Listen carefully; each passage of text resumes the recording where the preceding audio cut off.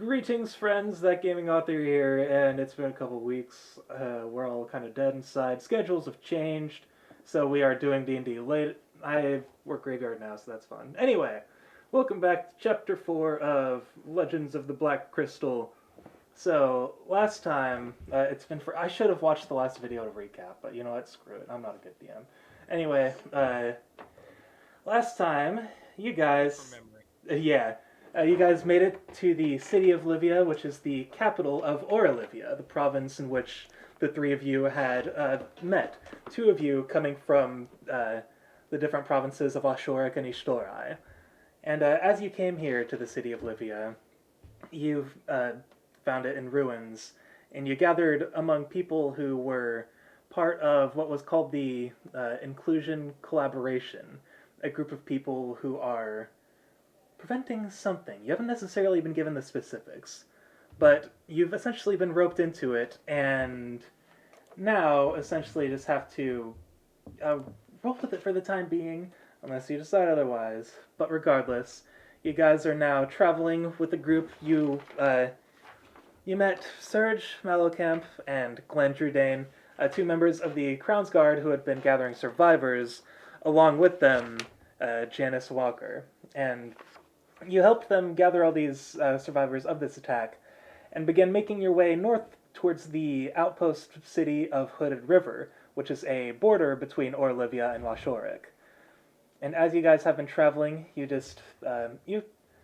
more or less became acquainted with the people you're traveling with. You met a half-orc named Maggie Haroldine, who is kind of leading the charge towards Hooded River. And as you go ahead and make your way there, you went and stopped for the night, had some drinks. Matthias kind of had a little too much, but you know that's that's a thief for you. Don't worry And about me, it's normal. yeah, and right before you were heading to sleep, our Krampin, you saw that familiar ghost girl from before, and then she just vanished. And that brings us to where we are now. You're standing in the middle of these grasslands, just surrounded by people asleep, and you just witnessed that girl arrive and then disappear after she had spoken and said, "Did you put mommy and daddy to bed?" And then just vanished.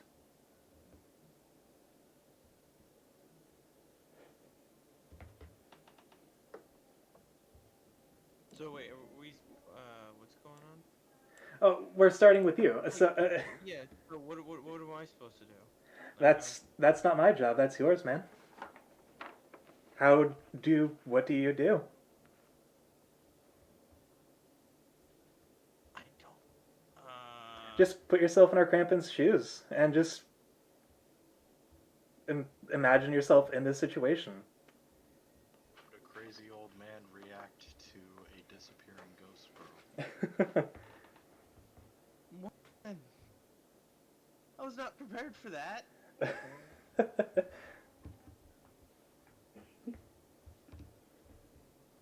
Sigh. I was gonna say everybody else is asleep. Yeah, So- our Krampin, you're the only one awake right now. Oh, then I'm just gonna.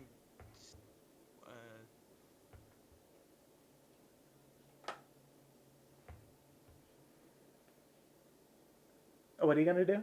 I think you. I don't understand. Like, what's the scenario right now? Oh, right now you're in this field surrounded by everyone else is asleep right now, and you just witnessed this ghost girl come up and then disappear. And that's- I'm gonna wake. Hmm? I'm gonna wake the others. All right, so. I'm gonna go in rambling about. I'm gonna go wake the others up rambling about a ghost girl. All right, so you go ahead and you wake up the others in your group, and you shake them awake, and they're just not having it. So Soren just kind of shakes her head, and she kind of just pushes your arm away and just turns around and continues sleeping. And what did Matthias and Cassie? What do you do? Wake up. I like look up and I'm like, why is the old man shaking me? You know, open wake my up! eyes. I open my eyes already alert and stare up at Aunt Crampin. What is it you need? There's a crazy little ghost girl that is very creepy that's coming after me, man. Something about her parents going to bed. Alright.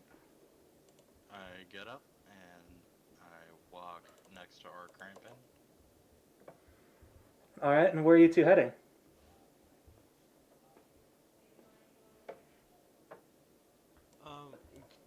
Can we go back to where the... Shit, my dice. Sorry. Go back to where she was spotted. All right, so you guys make your way towards the direction where she was spotted, and it wasn't very far from you. It was, I'd say, it's about like 8 feet away or so from you, and you go ahead and walk over there. And Cassie, do you follow, or are you just staying asleep? No, I'm going back to sleep. All right, and Soren doesn't want to have anything to do with this, so she's going back to sleep as well. So, Arkrampin and Matthias, you go ahead and head towards where you spotted the ghost girl, and you stop where she was, and just kind of take in the sights, and as far as you can tell, everything more or less looks normal. It's the moon is kind of nearing the west as it's starting to kind of dip into the early morning hours, and people are beginning to kind of stir. Some people are waking up and already heading to the breakfast tables just to kind of get an early meal. But as far as you can tell, that figure you saw is no longer there. Oh, let me see. I want to check something. Can I use my wand of magic detection? Oh yeah, absolutely. So hang on, let me go ahead and double check the radius on that. Oh no, I came out of my character sheet. Oh, uh-oh. Wand of magic detection. Alright. Weird, but when I click on... There it goes. Alright. This one... The duration, okay, within 30 feet of you. Alright. So, as you cast it, you kind of get some faint hints of magic from the people kind of sleeping around you. Like some people, maybe they're carrying magical items, or maybe they just have a magical aura about them. But other than that, nothing necessarily out of the ordinary. Make an investigation check on the ground where the ghost girl disappeared. Alright, go ahead and roll for investigation.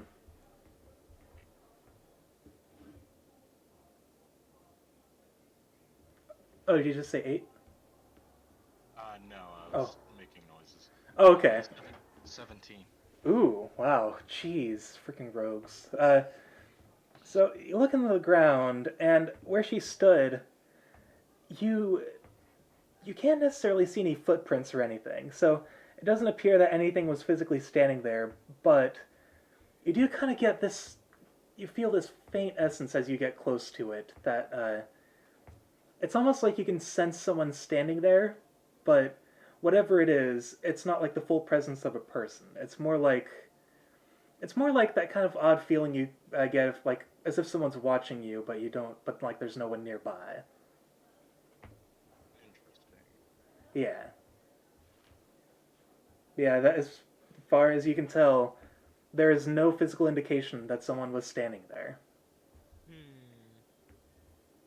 Tell our Crampin of what I feel, and I say there's not really much we can do about this.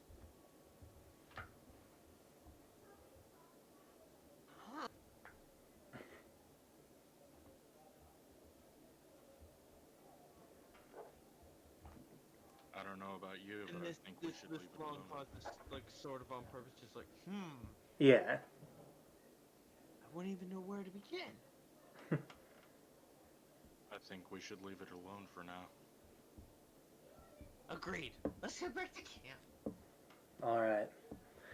So, as you guys head back to camp, our Crampin, I want you to go ahead and make a wisdom saving throw.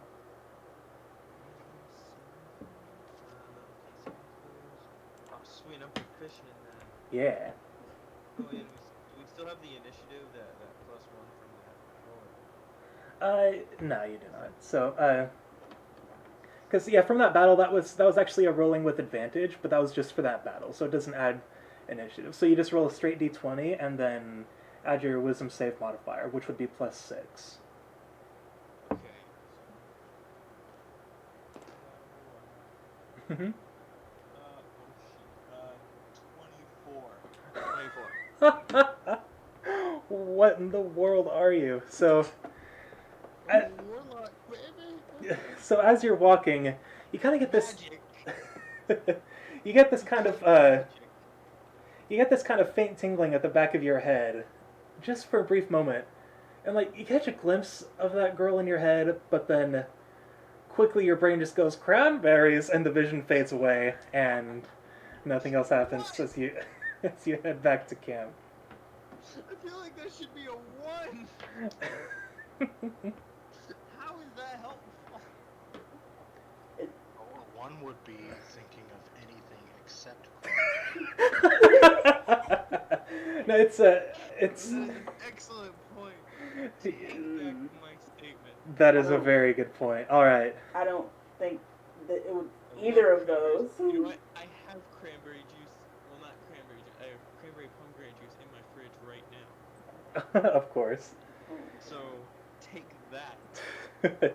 All right. So with that, you two go ahead and head back to camp, and you go ahead and make your way to sleep. Our cramp and you just kind of meditate because you're an elf. But regardless, you guys all return to sleep just for the remaining few hours of the morning.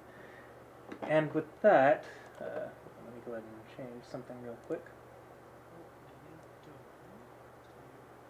Oh yeah, so you guys can, if you haven't already, you can mark off that you've had a long rest. So. And since it is during daytime, my wand of magic detection resets its charges. Perfect. All right. So with that, you guys. doesn't do anything for me.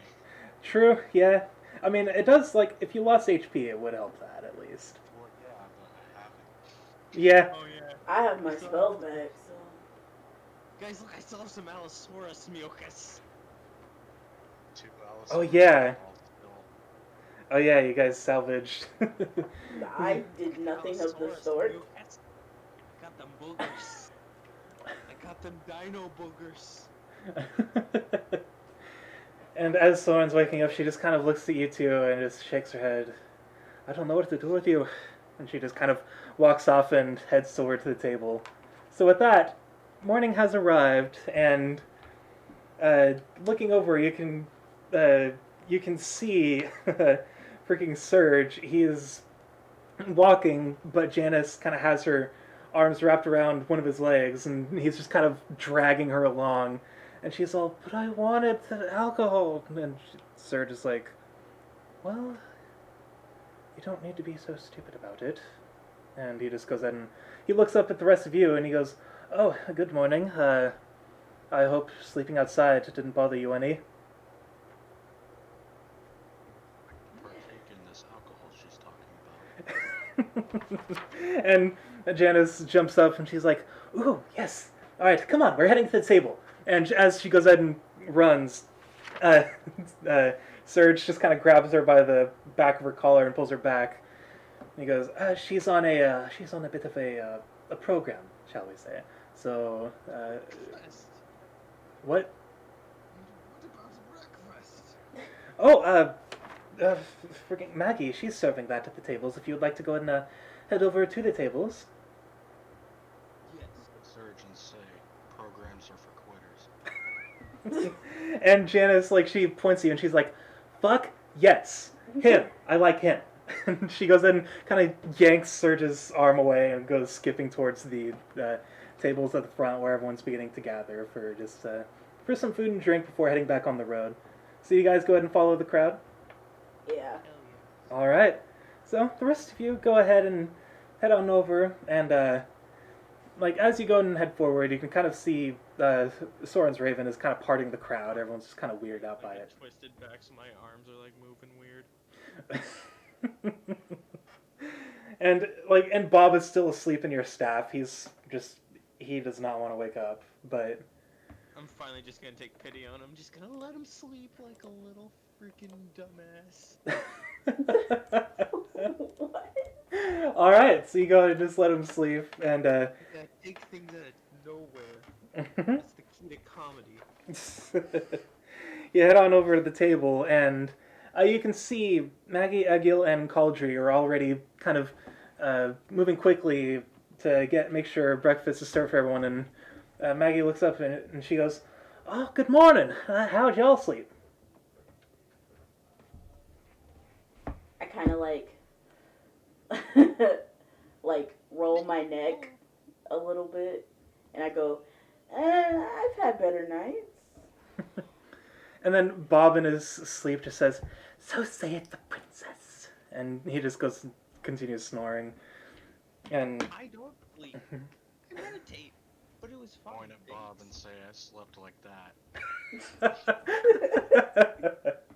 and Maggie just kind of nods and she goes, "Ah, yes, I understand.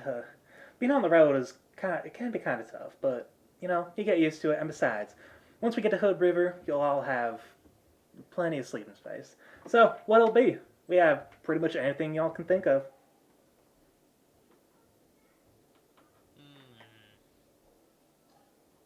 I will have all of your waffles.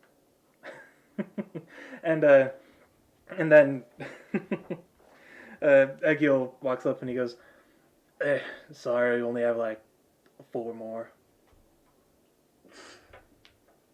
I'll take them. And he looks at Cauldry and sighs, and he's like, "All right, fine." And he goes ahead and heads back into the kitchen and starts working on waffles. And then Maggie looks at you, Cassie, and she says, "So, what do you have?" Just a small bowl of oatmeal. "All right, I can get that for you." And what about you? And then she kind of glares at Matthias. Ale, I'll assume. Yes. And she just kind of grimaces and nods, and she's like, "All right, have it fixed up for you all in a moment." She goes ahead and turns back around, and she goes ahead and gets the bowl of oatmeal for Cassie, and then hands the glass of ale to Matthias, and just kind of, but before she lets go, she just kind of looks at you, and she goes, "We don't have much. Make sure you save some for the rest of us, all right?" And she goes ahead and just backs off and heads back into the kitchen, where Egil comes out with the plate of 4 waffles, no butter or syrup or anything, and just kind of sets them down in front of our Crampin and goes, "All right, hope you like it."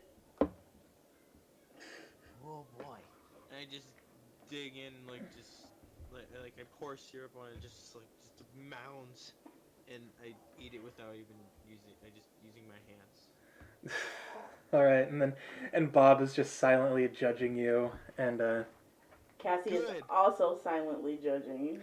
yeah, same. You judging me? The same for Sora, and she's just kind of sitting there with her drink, and she's not so much judging as much as she is amused, just kind of watching this happen. You Cassie. don't understand. It's for the waffles. I was gonna say Cassie is not amused in the slightest, just like spooning oatmeal very slowly. Put cranberries in the oatmeal. Well, I don't like cranberries. Taking Wow. dignified sips. Ale. And you can see Janice kind of to your left, and she's already like 2 cups down, man. It's a good thing I don't have a face cam. Oh, jeez, why is that? Because I'm just like doing weird shit. Like I'm just like acting it out, just like Oh, by myself, just doing shit. yeah, you are our Crampin. Like, that's just you. Anyway, so you guys go ahead and finish a, not necessarily a hearty breakfast, but it's satisfying enough to go ahead and keep you going as you go and head onto the road. And as you guys are doing so, Glenn comes up to you guys, and I did make sure to wash my hands. I want to say that I am not going around all sticky. all right, no spreading the coronavirus. And oh shoot, I forgot you can't say that on YouTube. Whatever, I don't care. But Wait, what? making money off the video. Yeah. It's All the right. Backstreet Boys. I've never even heard of that. It's the Backstreet Boys reunion tour, and that's what this is. All right. Where did that originate? For real? Game Grumps. Game Grumps. They're at Super Mario Galaxy 2. Yeah. Oh. Yeah. I need to watch that then. All right. So with that, you guys go ahead and I'm so confused. I keep seeing that everywhere. yeah, no, that's what they're calling.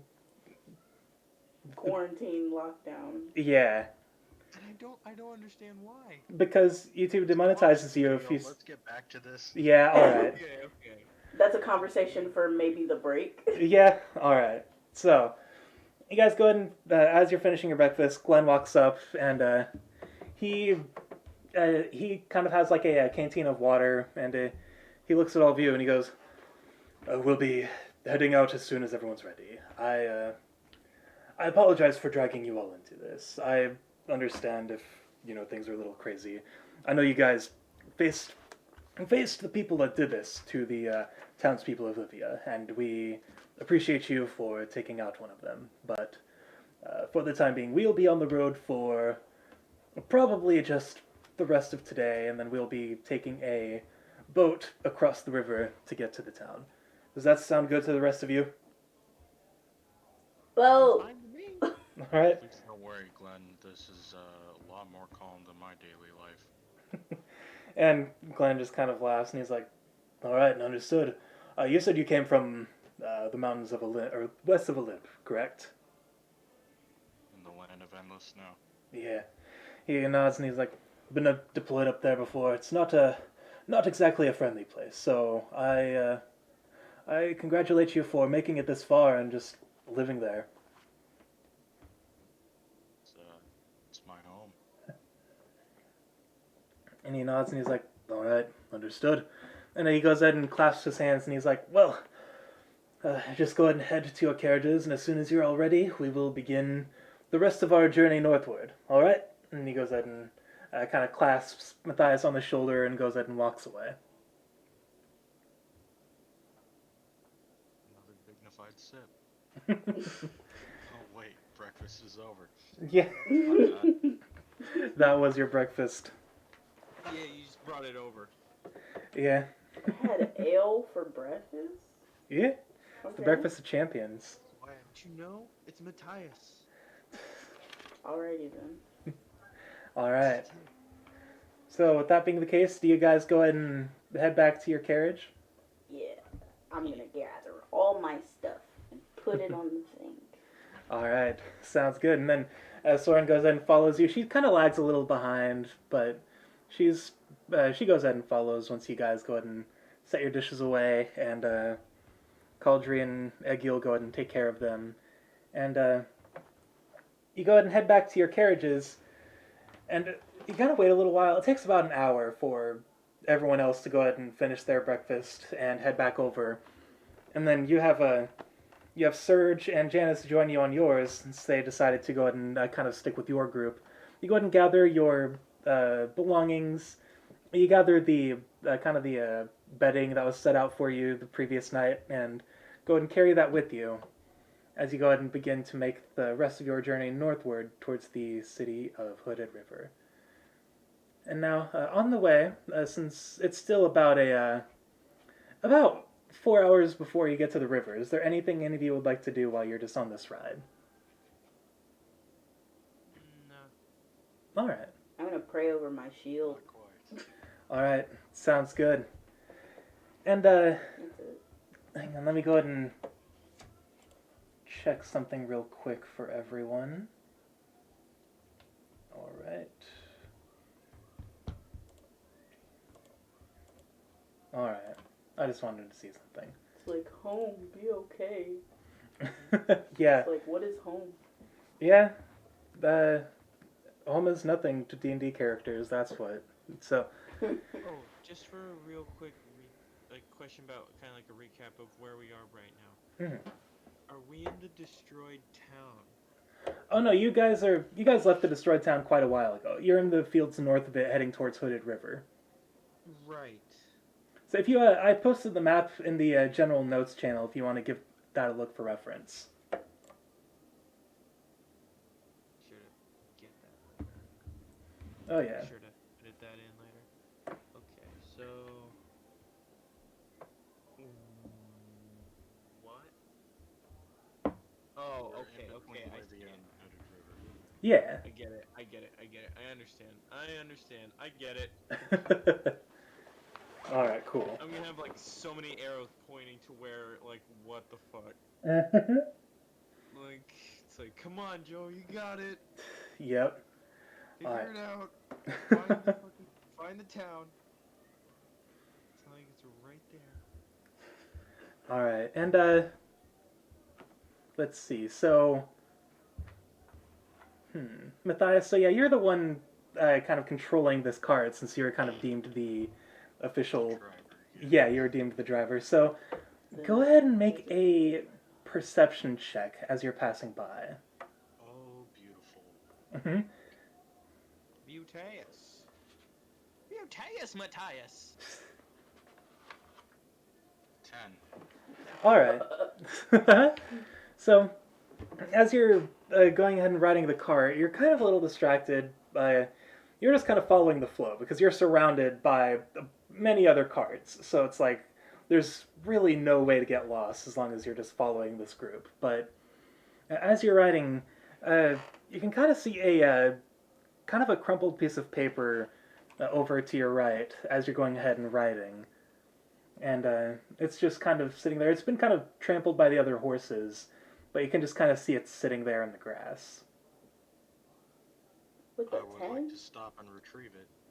All right, you go ahead and retrieve it, and the writing on it, the writing on it is pretty harsh, but like in terms of the penmanship, it looks like it was written rather quickly, and it doesn't seem to provide much, but it says something along these lines, and I'll go ahead and send it your way. Thank you.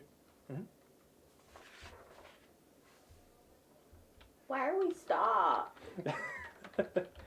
Everyone's leaving. Looking at a mystery thing. And so I'm just like, oh, don't worry, everyone's pretty slow. We'll catch up soon enough. If we get left behind, it's his fault. Don't even worry about it. I know where we're going. Yeah, So sure. much fun playing with you.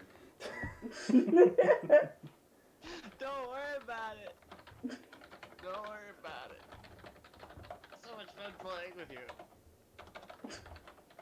Don't worry about it. Oh wait, I was looking. This must be a large piece of paper. Oh, not really. It's just been taking me way too long to type it. Because like I'm listening to you guys and typing, so like I get easily distracted. Oh. For sure. I know, like that's my issue. Like I have your I have your like that playlist of your music going right now, and like I'll get like distracted listening to the music that I forget to listen to the game. Yeah, exactly. It's difficult, isn't it? It's like it's Yeah, it's like I just tend to zone out because of who I am as a person. that's understandable. I get it.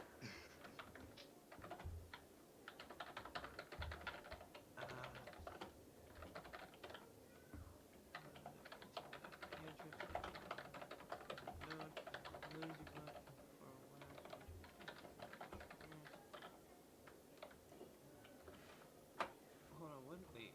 Read that again, Joe, and comprehend what the hell you just read. Story of my life. Like what the heck?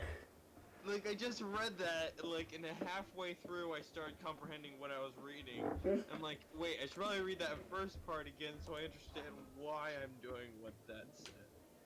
Okay, that's interesting. I know, right? You're not interesting at all. God damn it!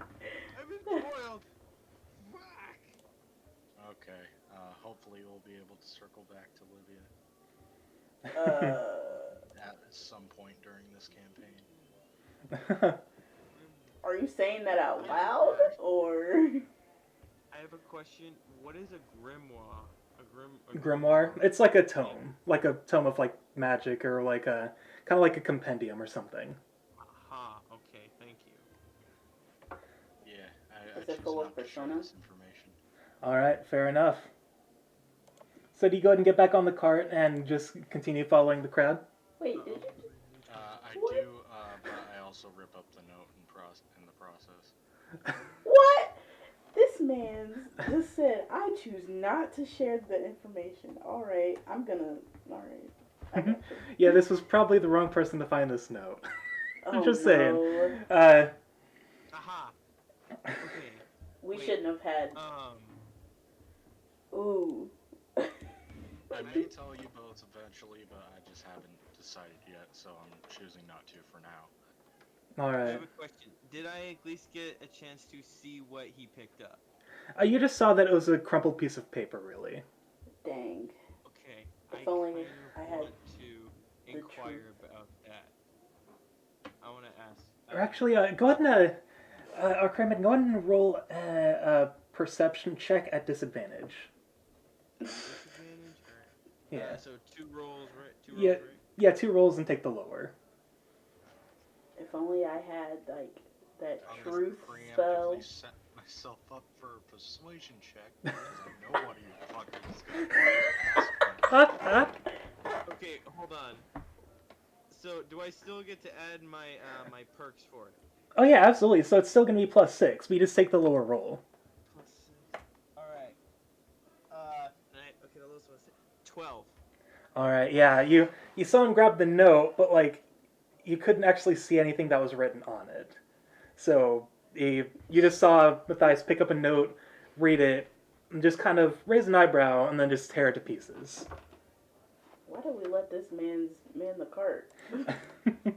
Why would you rip it up? It wasn't anything important. I'm not there. Well, I'm there, but I'm not paying attention to any of it. So that's just you guys. And No, like most of the time, like sometimes in the silence, it's just like our Krampin just staring at him, all right, fair enough. And then just blankly. and Soren just kind of shrugs, and she goes, "For all we know, it's just some litter. So perhaps he was just leaving more litter on the ground. I don't know." Mini litter. I got my eye on you. And I go sit down I've got on the nothing carriage. All right, so you guys go ahead and to do with the litter. sit back down, and Bob's just kind of looking at Matthias, and he just kind of smirks and nods a little bit, and then just kind of like turns back around. Ooh. So, You better hope I rolled a nat never- 20, didn't you? and I didn't actually roll for Bob, but I forgot there are 2 more people on this freaking cart. Of course.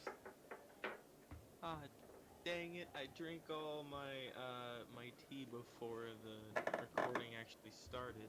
I made sure to grab water beforehand. All right, You better hope I never get that truth spell. Matthias, go ahead and roll a perception check. Alright. Another one. 13. All right, so you turn around, and you can actually see Janice looking at you, and you look at her. In her hand is a scrap of the paper you just torn, and she looks at it and she goes, "That's Maggie's handwriting." Oh shit. And she tosses it down, God. and she looks at you and she goes, "Why did you tear this up?"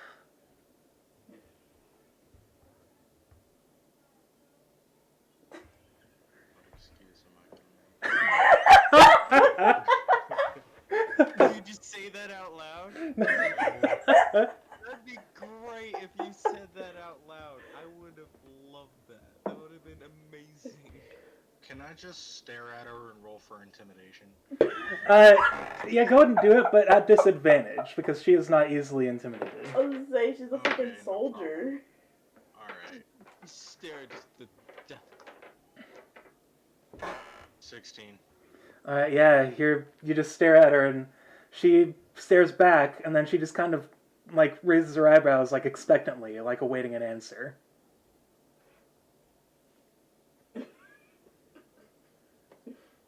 It's nothing she wanted anyone to see. You sure about that? And she goes ahead and goes over Roll to persuasion on that. uh, I. Mm, well, you don't actually know whether or not she wanted anyone to see this, just because you're not the one who, like, you're not the author of the note or anything. So it doesn't Well, really. I feel like it's fairly obvious considering what's in the note. Oh well, of course. But so No, no. I was just saying. yeah. Go ahead and make a persuasion check, but at disadvantage. All right. 14. All right. So you just Janice just kind of tilts her head and doesn't say anything. She goes and turns around towards Glenn, and they just kind of begin to have a whispered conversation between themselves. And then, after a few moments, you guys are riding pretty slow, so both Glenn and Janice go ahead and hop off the cart and begin kind of weaving their way through all the other carts and kind of heading away from your guys' group. Well, we should probably catch up to them, yeah. Well, they're not going like ahead of you. They're going towards another cart. Yeah. Yeah, go ahead and speed up a little bit, catch up a little bit. All right. So you go ahead and I think the driver just fucked up. Because weren't we following some people? oh, well, you're in a massive group. Like you're surrounded by people. Yeah, like Oh, I get back in within the natural place of the group. Yeah. So like you just kind of like file back into the kind of like in your place in this group and continue making your way forward. And That's exactly what I plan doing. oh yeah. And so as you guys head further north, it starts getting a little cloudier in the sky, and like the temperature drops just a little bit. It's not enough to be considered cold, since it is around. It's pretty much nearing summer at this point, so it's not super cold, but it is a little chilly. And as you guys continue heading northward, the sound of a river rushing gradually gets louder, and as you approach, you can see the Hooded River itself, flowing from the west towards the east, coming directly from the ocean. And you can see the rest of the group ahead has stopped, and Glenn is kind of getting people organized. There are all sorts of boats just kind of lined up, and they're all rowboats. So each of them have oars, and Glenn is shouting orders. And as you guys get closer, kind of heading into the line, Glenn's kind of waving his hands, and he's like, Two to a boat, come on. And he's going ahead and assigning 2 people to each boat. So, with that being the case, as you guys head closer towards the line, you kind of have to determine how to divide into which groups, like who will be in a boat with whom. I would like to maybe roll perception to see if I can find Maggie. All right, go ahead and roll perception in that case.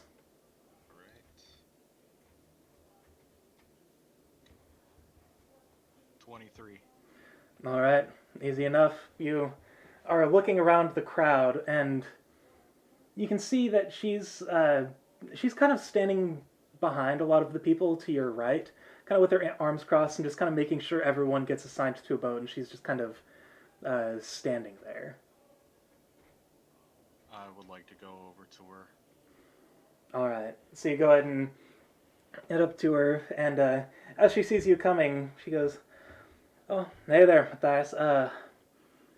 You aren't boarding a boat yet?"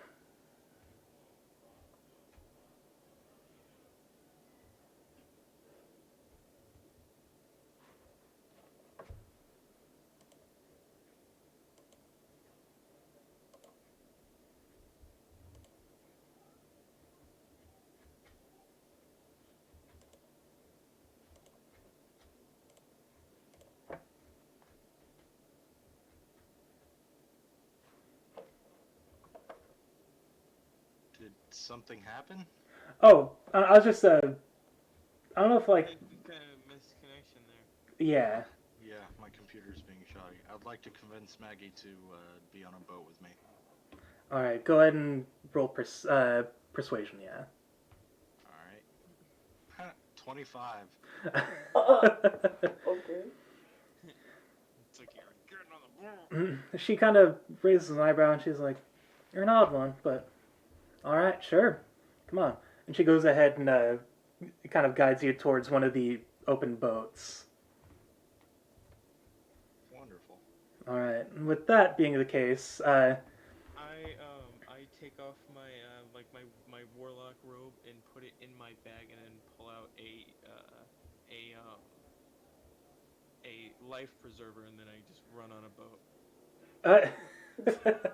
all right, and then Soren goes over to Cassie and she goes, "I'd prefer if neither of us rode with him. Would you like to take a boat?" Yeah. All right, and so you and Soren go ahead and take a boat, and our Krampin, as you go ahead and get into your boat with your life preserver, you see Egil And a kind of pool noodle. and a and a pool noodle, and Bob's like, "Where are you getting all this shit?" That's a question I will answer later. It's a fantastic opportunity to use the solo channels. Oh, absolutely. So yeah, I'll let you know when we're doing that. All right. With that being the case, our Krampin, as you go and hop into your boat, you see Egil walking over, and he's like, "Hey, mind if I join you?" Wait, did he say my boat? Yeah, your boat. Oh, sorry. Sure. All right, and he goes in and hops in, and he's like, "You got plenty of fans over in Livia, huh?" Oh, they think I'm the best. When really I'm just insane. Yeah, and Egil nods, and he's like, "Oh yeah, plenty of the best people are. You're friends with the king and queen, aren't you?" Oh yes, for a very long time. Mhm. Even before the Yeah, and I like do like the finger over my head.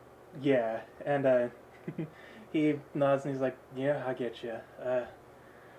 He kind of sighs and looks out, and like he kind of grabs the oars and is beginning to row, and he's like, "You know, uh, I hope we can find him. I don't know where the king went. I hear that Lenora is in Elysium currently, but I have no idea where the king went."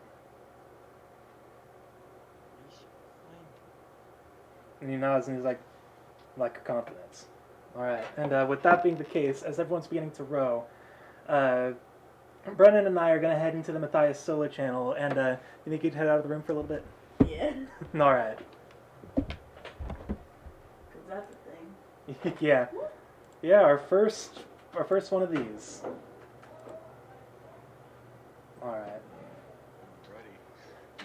All right, and she is out of the room. So, with that, as you and Maggie go ahead and head back onto the boat, she goes ahead and grabs the oars and is kind of beginning to row backwards. And she looks at you and she goes, "You're a bit of a heavy drinker, aren't you?" That's a matter of perspective. And she just kind of nods, and as she's rowing, she doesn't even make eye contact with you, but she says, "You found my note, didn't you?" I did indeed. "Yeah, Janice and Serge came over and talked to me about it." And she goes out and looks around and just kind of makes sure that no one else is looking. And she goes, "So, why are you here? Talk to me then." Well, I'm kind of here to prevent the contents of the note.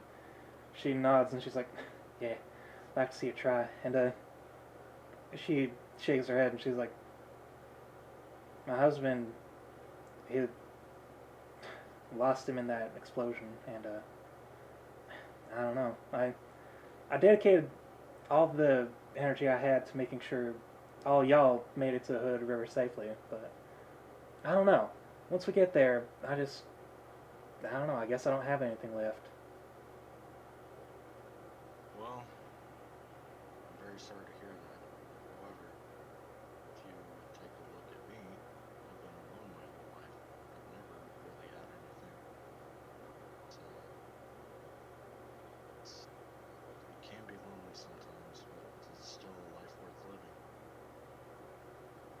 then go ahead and make a persuasion check. 23. All right. She kind of looks at you and she's like, I can understand why you kind of like drinking in that case. Living life alone does not sound easy. I can't say I've had such troubles, but I can understand what you mean. And she kind of nods and, like, go ahead and make an insight check. Insights.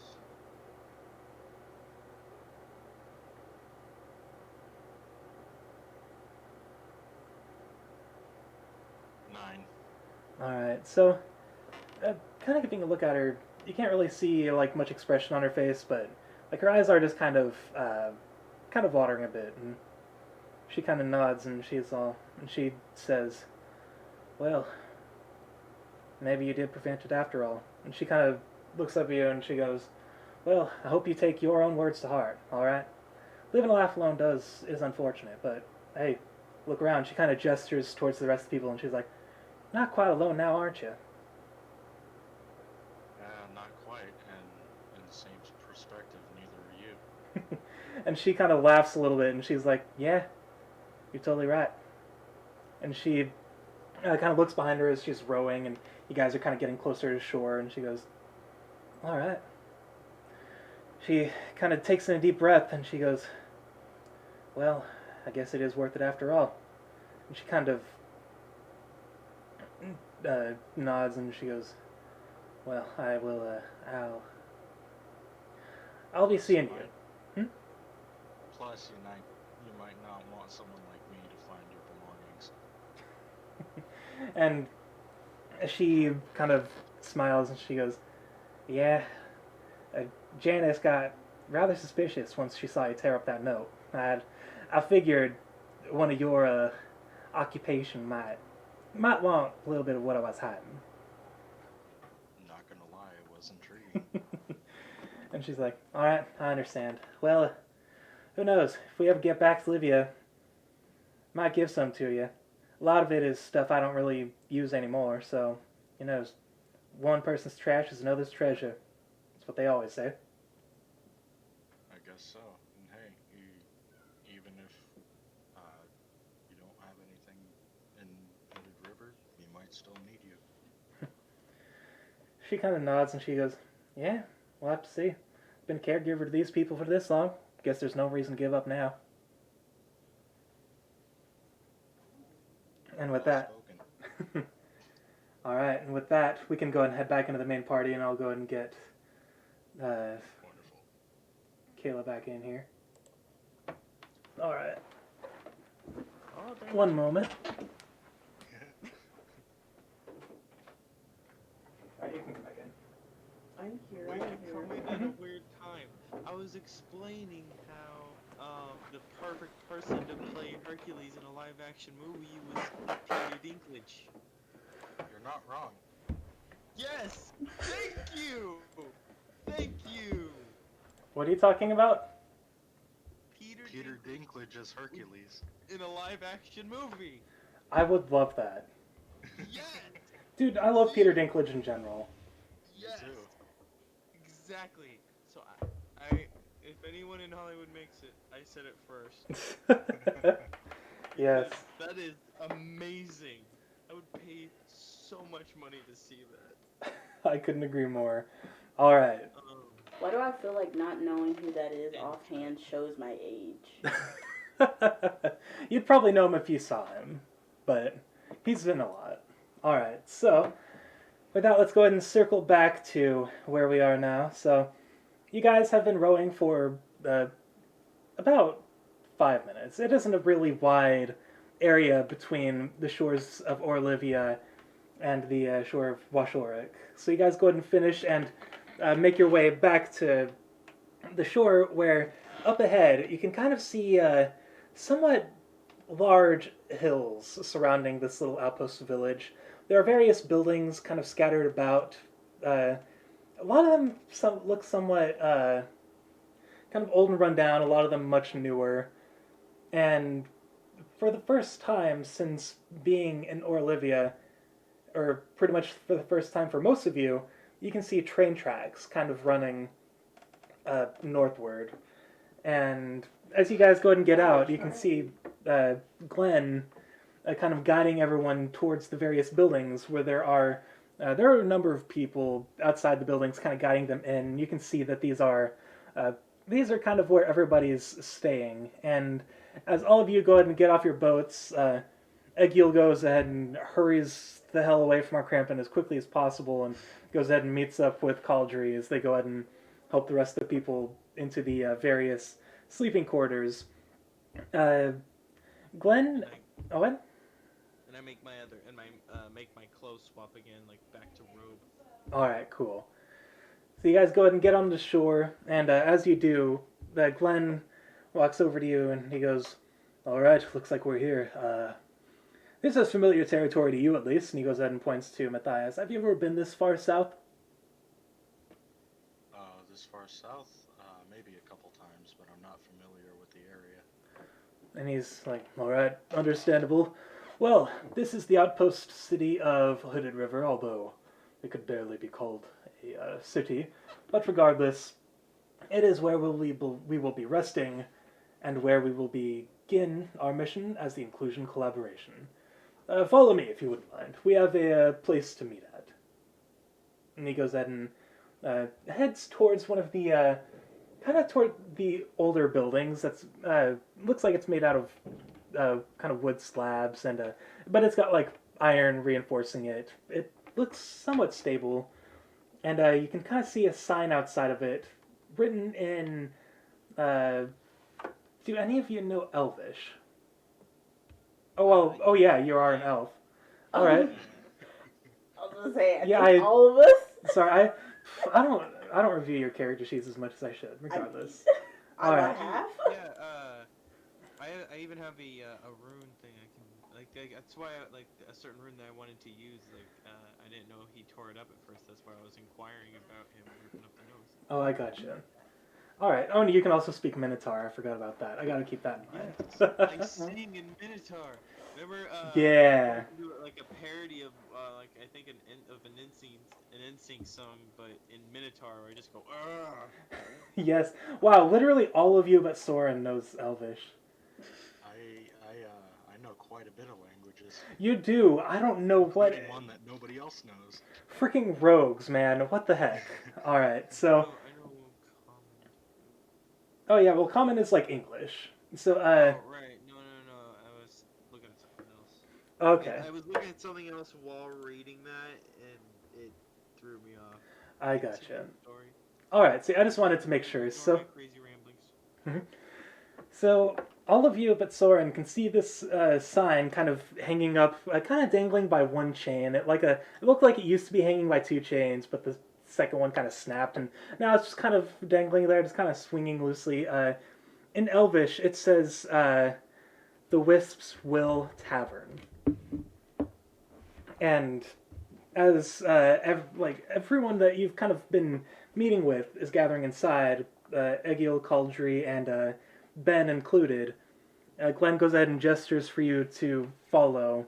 And you can see Janice kind of walking up to the bar all excited, but Serge is just kind of holding her back and kind of pulls her towards one of the inns, and she just kind of pouts and follows him towards one of the inns. So do you guys go into this, the Wisp's Will Tavern? Yeah. It's a tavern, yes. Before we go in, I translate what it says to Soren. All right, and she just kind of nods and she goes, "Oh, I like it." It's like, this is the place that we're at. And all right, so you go ahead and translate that for Soren as you guys go ahead and head in. And as you head in, you notice it's actually surprisingly quiet for a tavern. All the people in there, they're not really talking. A couple people are kind of whispering to each other, but aside from that, there's not the usual chatter and excitement you would expect from a tavern necessarily. But as you guys go ahead and enter, you can see Glenn talking to a taller man with kind of short cropped brown hair. He's got like a bit of a brown beard going on, and he's got brown eyes. And our Krampin, you know this to be John Sedek, the father of Garen Leonhardt. And John, he's just kind of looking around at the crowd, and he goes, "Got quite a crowd today." And he looks over to a girl with bleach blonde hair, and like she's got a very tan complexion, very one eye is blue and the other one's gold, and she looks very beat up. Her hair's kind of pulled into pigtails, but they're very long, like the tips go down to her shoulders, and she's kind of wearing very beaten up leather armor, but like in her hands she's holding two gigantic steins, like we're talking the size of your head kind of stein, and she just she kind of nudges John. She goes, "Don't worry, we've dealt with crowds like this," and she goes ahead and walks over to. Hang on, let's see. I want to roll first. Okay. She goes ahead and walks over to you, Matthias, and she goes, "You look like a good drinker. You want one of these?" And she kind of lifts up one of the gigantic steins. Absolutely. All right, here you go. She goes ahead and hands it over, and as you look into it, it's full of water.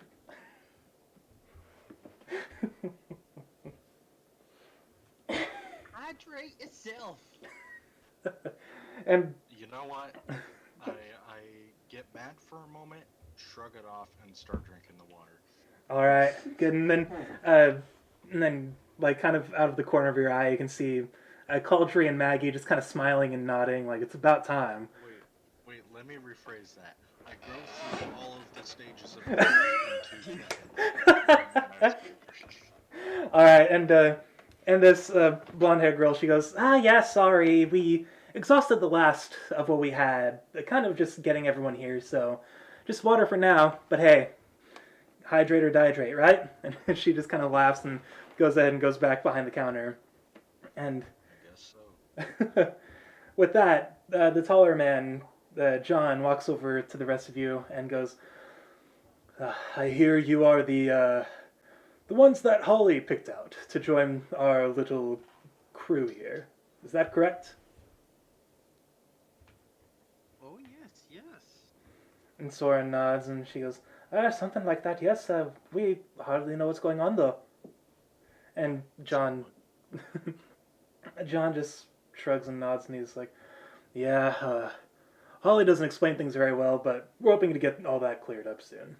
And he goes ahead and kind of clasps his hands together, and he speaks loudly, and he's like, "Attention!" And everyone it was already quiet, but at this point, the entire tavern just falls completely silent at this point. Like, you just kind of hear just a pin drop in the distance. It's very quiet in here, and like everyone's attention is turned towards John and this blonde-haired girl, and she is just chugging the water in the other stein she was carrying, and like it's just kind of dripping down and like almost like in puddles down below her. And then John just kind of looks around and he goes, "Well, I'm glad we could have everyone meet like this, and I'm glad we were able to get everyone from Livia evacuated properly.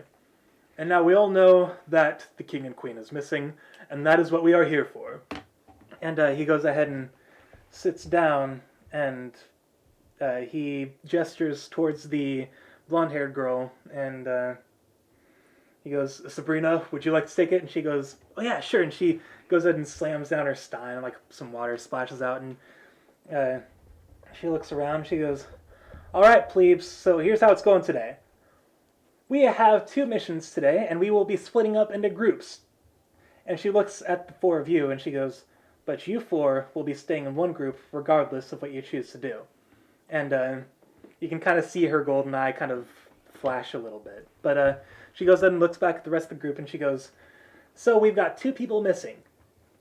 My brother, for one, King Garen Leonhardt, and 2, his wife, Queen Lenore Morinthia. The whereabouts of Garen are mostly unknown to everyone, but," she goes ahead and pulls out a charm from like the pockets of her tunic and holds it out, and it kind of turns and it kind of glints in the light, and she goes, "I have a way of finding him, and I can tell he's at least on this plane. However, we have another one who's missing, and she goes ahead and stares at Ben, and he's like, and she's just goes, because some douchebags don't know where to do stuff. I don't know. And she just kind of flips off Ben and turns to the rest of you, and she goes, Lenora has been trapped in the dimension of Elysium. Now, this normally wouldn't be so bad, except for the fact that traveling between dimensions is very dangerous these days, you know, with all the rifts opening up and everything. So, we are going to be splitting up and determining what to do. And as she's saying this, you can kind of see Glenn kind of gathering other people and determining what they would like to do. And then John walks up to the four of you, and he goes, so, here's your decision. What would the four of you like to do? Would you prefer to stay in this world and seek Garen? Or would you prefer to travel to Elysium and look for Lenora? I don't know about everyone else, but I kind of want to go for Garen. I also kind of want to go for Garen. Yes, we shall go find Garen. It'd be another hand while going to the land that is almost hell. Yeah, and Soren just kind of nods and she goes, well, if it means staying safe on this plane, I'm more than okay with it. And then John just kind of nods and he goes, all right, we like that. So with that, go ahead and stay in the tavern for tonight, but we will begin our search as soon as possible. And with that, he goes ahead and clasps his hands together and he goes, all right, how's the rest of the groups looking? And he goes ahead and kind of trails off. And now you guys are in this rather crowded and small tavern. Now that you're actually getting a good look at your surroundings, you can see that the Wisp's Will Tavern is not necessarily meant to hold this many people, but Fire hazard. but these are the people who were summoned at least by the members of the Inclusian Collaboration, and they're all beginning to split up into their groups to begin their searches. One group staying in this dimension to go ahead and look for Garen, and the other heading to the dimension of Elysium to seek Lenora. And with you guys having made your decision, we will go ahead and take our break now, and we'll meet back at 10:05. Wonderful. Just be the end of part 1, so in part 1, yeah. Alright, stay with me. Beauteous. I will be back. Sounds good. Alright, go kill your lungs. Yeah. No. Maybe so. I don't know. Can you repeat the question? You're not the boss of me now.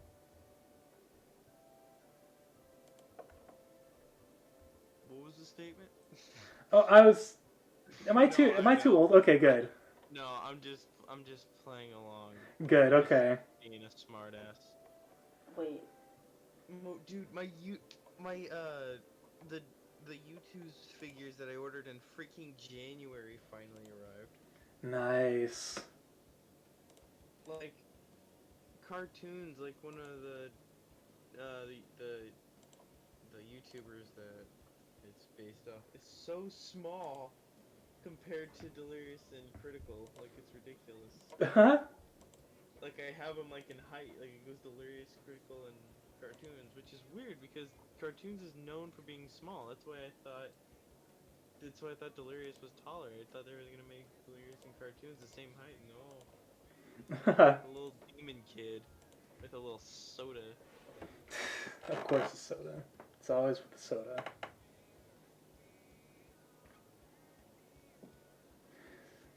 Oh yeah, I ended up buying the third Danganronpa game. Of course you did. I know. I wasn't planning on it, but because I was just gonna watch a playthrough. But That's really weird because so did my friend Justin. So oh my gosh, it's really good. Like he got it for his new PC too. there's so much more writing in that game than there are in the previous games. Like my goodness. Like when we were testing it, like we were testing out his computer, we were playing Portal, and I streamed some Portal 2 because it's like the bonus, like after the original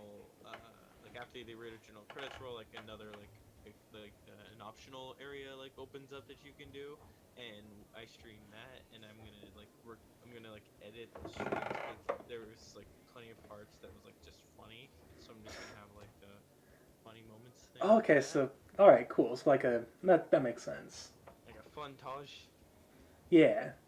because yeah, that got pretty funny. It's like all along, it's Crow. Gasp! I know. Spoiler alert, right? Right. It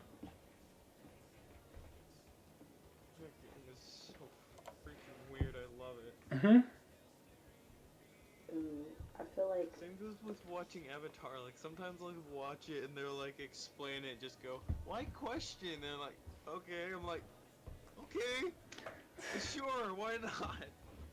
Sounds like my writing style. Yes, it does. That's great. Mhm.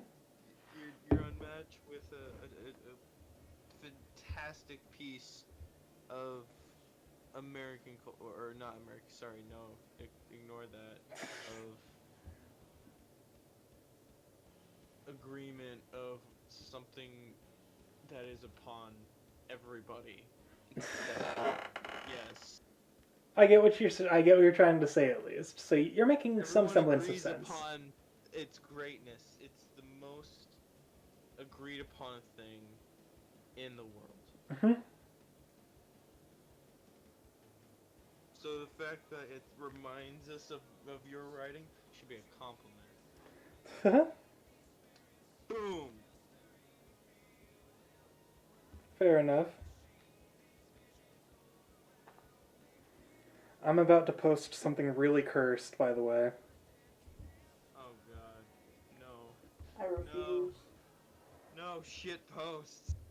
Oh god, no! You better not be like sending something to Rickroll. No, of course not. Although that would be amazing. Hey, No. the No. Rickrolls don't work on me because, joke's on you, I like that song. Oh, dude, same here. Did I ever tell you the story of when I first got rickrolled? Oh, I think so, but tell it again anyway. Oh yeah, so it was in the days when I couldn't afford video games, so I was like playing with emulators and stuff, and Mark, please pause your story. I need to comment on this Akechi fucking Chungus. This is amazing! that meme is actually made by On's voice actor. I want to give him carrot pancakes.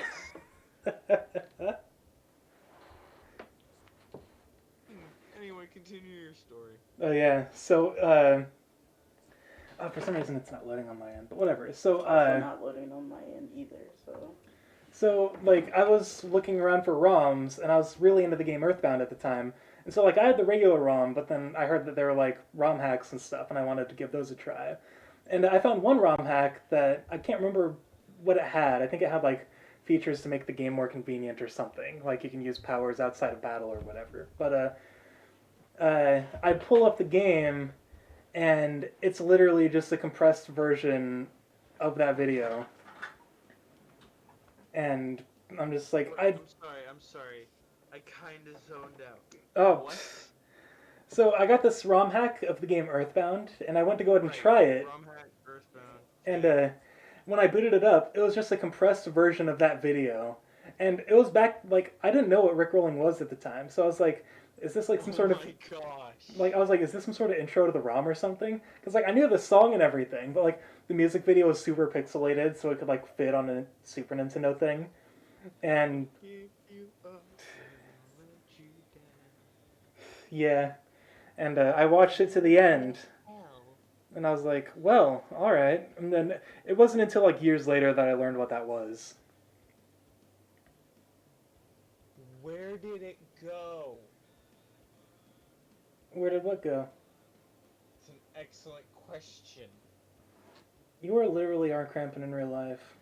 IRL. Yes. No, because yes, this is Portal. This is my freaking Portal video. Where is the video that I... There it is.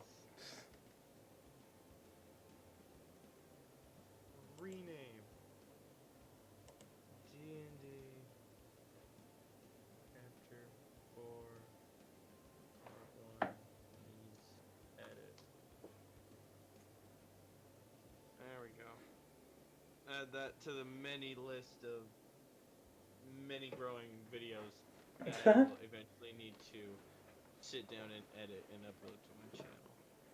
Fair enough. I'm planning on doing regular Let's Plays again, like not just live streaming, but just recording videos for fun. Like, I'm probably going to do all the old school Final Fantasies like I always wanted to. I keep meaning to stream more often, but I get so lost in watching Netflix while being stoned off my ass. Fair enough. I've been editing and revising the first Black Crystal book, so like that's what I keep getting lost in. Oh, yeah, and going from planning on rewriting it into 3 books. Yeah, and I'm glad I'm not doing that, because that would have taken forever.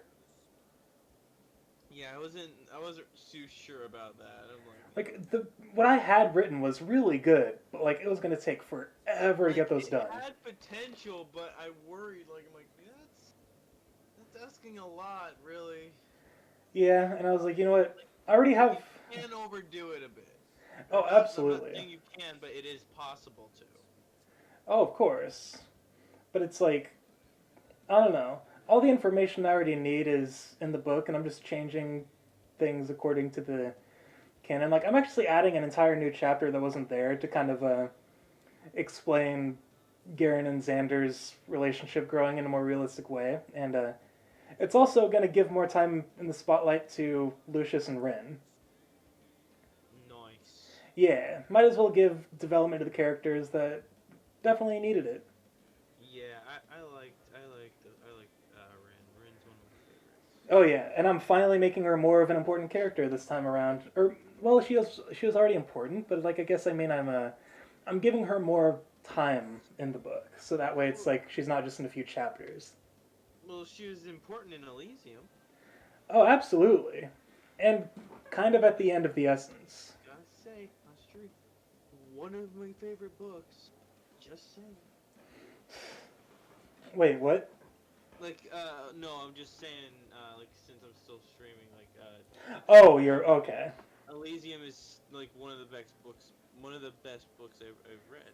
Oh yeah, I will be editing it though. Like, one big change that's happening is that Chris never actually has feelings for Mallory, so I will be changing that. Ah. Well, because Mallory's gonna end up with... Oh shoot, hang on, who did I put her with? I gotta open up the kingdom, because I know, I'm just really into, like, I was rooting for them. Oh yeah. He's gonna end up with Ariana, and Mallory is going to end up with... where's the kingdom? It's been so long since I wrote it. Alright, here it is. I'm back, by the way. Oh hey, welcome back. And we'll be starting in 5 minutes. I'm just trying to figure out who I shipped Mallory with in the kingdom. I've been listening for a minute. Oh, okay. Alright, let's see. Who was it? Who did it? Who done it? Oh yeah. Okay, yeah, she's gonna end up with Megan. Chris's sister. No. Yeah. And then... Oh, going from one... I love it. It's hilarious. Alright, I take it back. That's great. That's great. Yeah. I still think I like the Essence a little bit more than I like Elysium, but I will admit Elysium is a lot more well written. Yes. Oh yeah, well the Essence was written literally right after the Origins, so like I still had kind of my quote unquote old writing style, I guess. Right. But So like the actual content of the story, the actual plot is just like. Oh yeah, the Essence is great. It actually felt like it was easy to get lost in the story. Like you could zone out while reading the pages, and just forget you're actually reading and not playing a video game or watching a movie. I would just sit back and watch the movie in my head. What would it be in a different form of media? Yeah. Take it up good work of art. Oh yeah, and the new version is gonna make even more sense too. So because I'm leaving the bulk of the writing the same, but I'm adding and removing things accordingly. I'm gonna make it so it makes sense. Yeah, like the magic train, they're not traveling between dimensions now. They're just crossing a magical border. Because 520. I'm gonna make it make sense.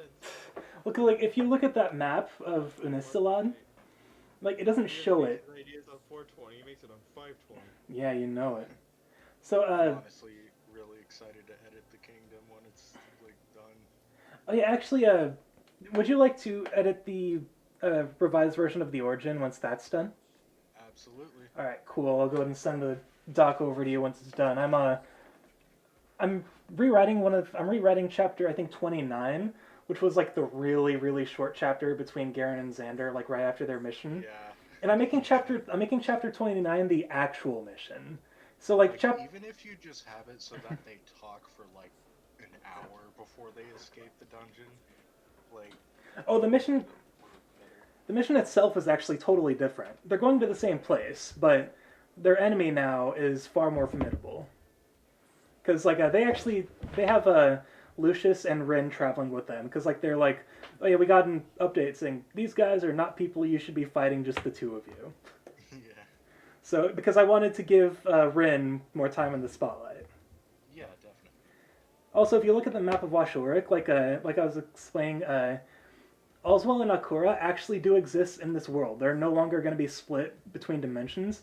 It is above Washorik. Yay!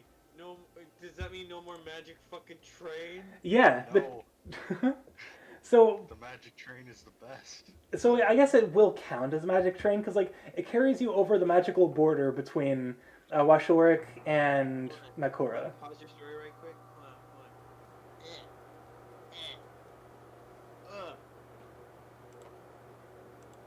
Alright, sorry. What was that? My hair was in my mouth, Oh, I hate that. and my headphones were in my way. Sounds about right. In my opinion, it's just not Black Crystal without magical forms of transportation. Oh, great. Because there's what? Is there a magic elevator in Elysium, or is that the? Oh, yeah. boat? Oh yeah, there's a magical. Well, I guess both because the boat took them to the world of the Crystal's Tail. Okay. And oh yeah, going down the elevator to the refugee camp. Yeah, like that was a magic elevator built by Amos and Potassium, Poseidon. Yeah, going to get Harry. Yeah, like I said, it's just not Black Crystal without magic forms of transportation. Yeah, you're not wrong. All right. So now that we're all here and it's 10:05 now, so we can go ahead and continue with the second half of chapter 4. Oh yeah, you got to start your recording up again. Well, I'm just like laying down. Oh, okay.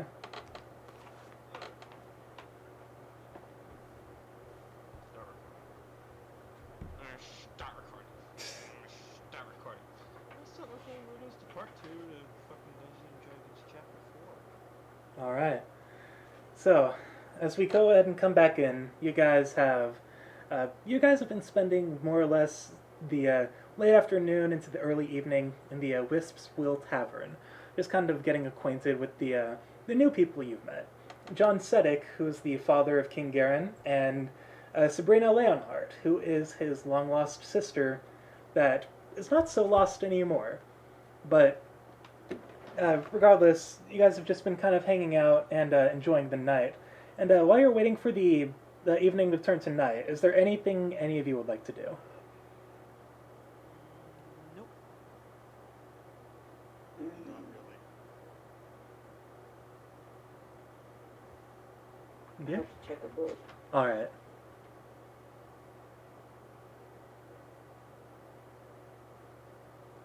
No. All right. Nothing you'd like to do? All right. Read my book on the meaning of life. There you go. All right. Cool. So you go ahead and just read your book, and as you guys are just sitting here, Matthias, I want you to go ahead and make a wisdom saving throw. Oh, beauteous. Mhm.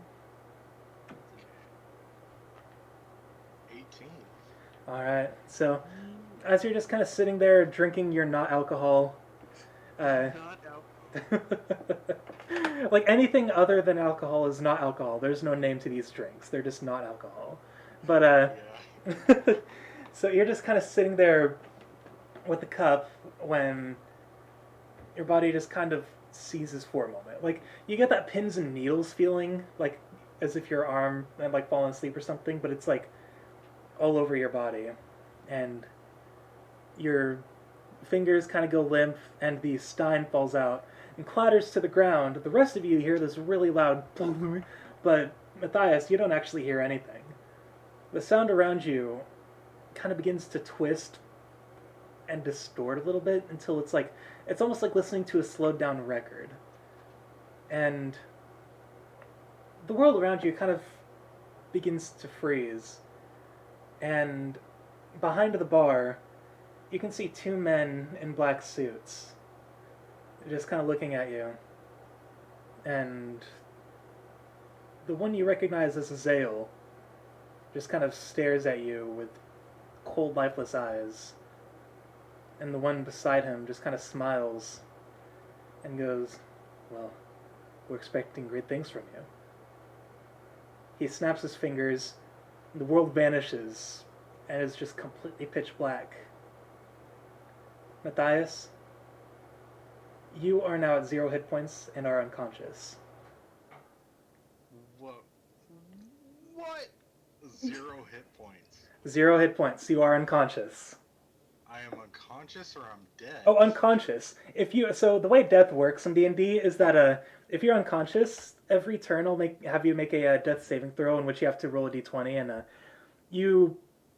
if you fail 3 times, you die, but if you succeed 3 times, you win. But and then if Heal him?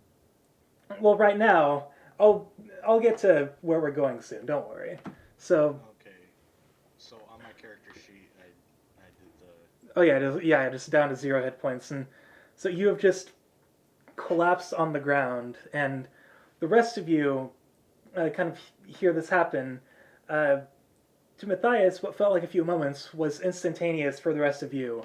You just saw the stein kind of clatter out of his hand, and he falls to the ground. And let's see. So Cassie, you'd probably be closer than our Crampin. Go ahead and make. So, Oh yeah. real quick, sorry to interrupt you, but when I took the HP to 0, it gave me the death saves HP management thing. Okay, yeah, we'll be getting to that soon. So. Okay. He's not making you make any saves yet. Yeah, not yet. Don't worry. So, You probably won't have to, because he just said I'm the closest to you. yeah, so go ahead and first let's make a perception check with advantage, because you're pretty close.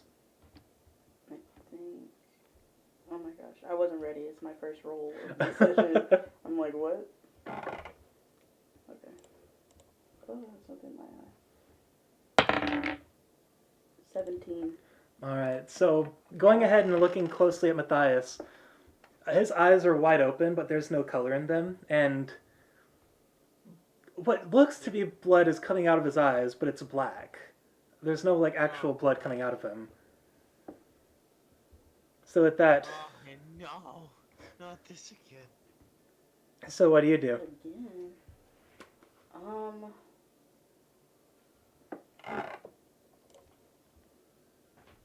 I'm gonna be like,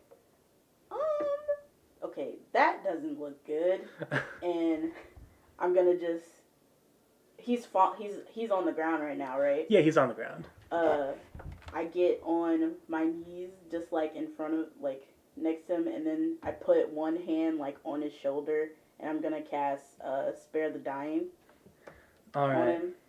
And okay, so... Alright, cool. So that, Matthias, now... He's just stable now. Yeah, that means you're stable, so you won't need to make any death saving throws. So you're good for the time being. Okay. Where are we right now? How What's do the I get out of location? this? Oh, you're in the middle of the Wisp's Will Tavern, surrounded by people, and everyone's just kind of looking around and murmuring among themselves at this sight. And as you guys are watching this happen, the sky outside gradually gets darker, and as it does, it almost seems to get to nighttime instantaneously. The clouds fill the sky, and the sun is no longer there, but as nighttime is arriving, you can see this faint green glow in the sky, and it starts growing brighter until it casts this kind of emerald green glow over the entirety of village of Hooded River. Arkrampin, I want you to go ahead and make an Arcana check. Conch. Oh, fuck you. Sorry. Okay. Oh. Well, this Great. is all A like good old happening. I'm 8. kind of like down. I'm like trying to figure out whether or not I should actually try to heal him. And I'm like trying to judge based off of the situation. Like, are we gonna have to fight something? Are we gonna have to fight something? And I'm kind of just like. All right, and so, Arkrampin, what was your Arcana check again? You got Nate. All right, so you can kind of sense sort of a malevolent presence emitting from this green aura surrounding the city. But as everyone's just kind of watching all this chaos, everyone suddenly falls silent, and you hear the floorboards of the tavern begin to creak with someone's footsteps, and you hear someone snap. And Matthias, you are back up to 1 HP. 1? Yeah. And with that, you guys all look up to see where this snap came from. And there at the door of the tavern, you can see Holly standing there. And and she's just kind of looking at Matthias and goes, well, that doesn't look very good. And she goes ahead and walks over to you, Matthias, and kind of lifts you up by your shoulders and wipes the black blood-looking substance away from your eyes. And she kind of looks at the rest of you and she goes, well, I'm glad it didn't happen to anyone else, but I guess this is expected to happen to, well, you. And she kind of speaks quietly and she goes, you saw those guys, right? I did. Yeah, and she nods and she goes, yeah, well, Michael doesn't mean any harm. At least. That much I can say for certain. And she looks up at you, Cassie, and she goes, do you think you can heal him? Yeah, I can manage. Yeah. Alright, cool. So what do you do? I have a few potions if need be. Well, it is nearing evening, so you guys will be resting soon. So it is probably better... I shouldn't be saying stuff like that. Never mind. Ignore me. I would Can't say give it away. Yeah. I have 2 healing potions the last time I checked, so Am I conscious at this point? Oh yeah, you've got one hit point, so you're definitely conscious. Okay. no, he's good. Okay, you're not gonna heal him or anything? Nope. Alright. And yeah, Holly Just doesn't don't even... die. Yeah. And as soon as like all the chaos kind of finally calms down, Glenn kind of advances on Holly and he just goes, where the hell have you been? And she just goes, sorry, I had business to take care of. I hope you don't mind. I brought a few friends. And she goes ahead and gestures behind her, and you recognize these 3. You can see Ilaris, Chisadri, and Shul standing behind her. And Shul is just kind of standing behind Chisadri and kind of holding on to her. And he looks around and he goes, is it okay to come in? And then Holly's like, oh, yes, come in. And she goes ahead and gestures for those 3 to go ahead and enter. And Ilaris looks around and he goes, now this is territory I'm familiar with. And he kind of does this just kind of goofy laugh. And then he looks over at you and he goes, Cassie! A long time no see. It's been more like a few days. But, whatever. And he goes ahead and just kind of gives you a big old hug and just kind of backs off and goes, what's been going on? Why is everyone so... And he looks at Matthias and kind of... He still sees like a little bit of the black liquid kind of coming from the corner of his eyes. And he goes, what the hell's wrong with him? And Holly's like, yeah, that's what we're trying to figure out.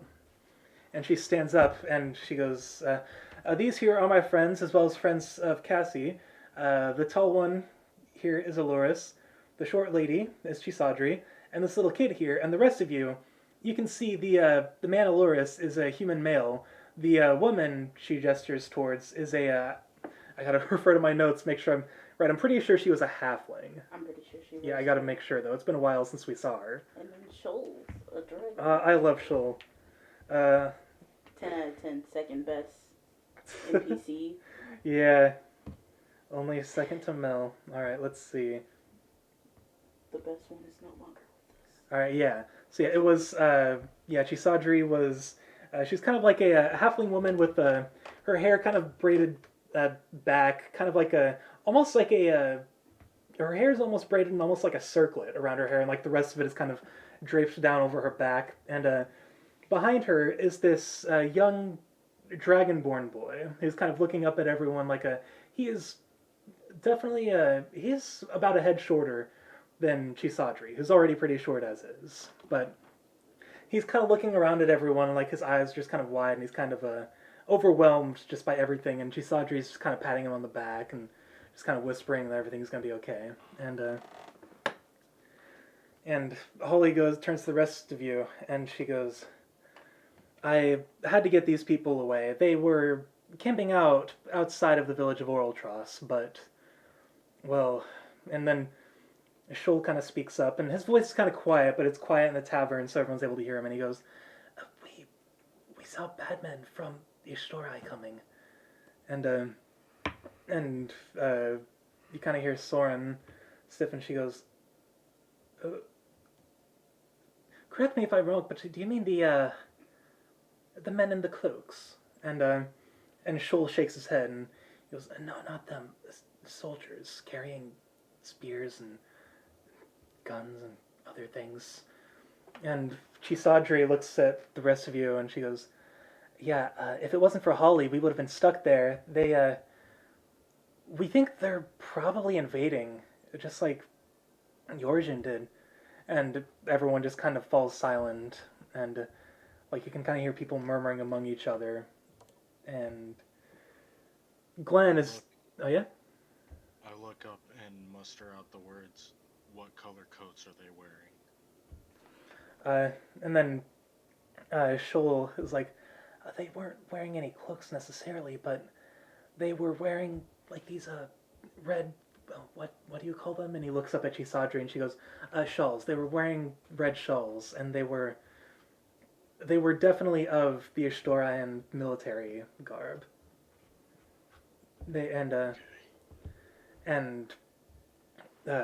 As she's talking about this, Holly looks at the rest of you, and she goes, this is not a good night to be stuck here. And she kind of looks at Matthias, and she goes, well, first of all, that can happen. And then, like, a couple of people just kind of laugh a little bit, but then you hear kind of, like, someone nudged into them or whatever. And in the chat. I glare at them. Yeah, fair enough. And I don't even need to make an intimidation check. They're like, oh yeah, I got back away from this guy. This is and what he gets for keeping secrets. I mean, he put that on himself. Freaking. All right, and then as all this is happening, Holly goes ahead and closes the tavern door behind herself, and like you kind of hear the lock click, and she puts her hands behind her back, and she begins to kind of pace about the tavern, and see if people kind of crowd to part ways for her. And I want all three of you to go ahead and make perception check or insight checks.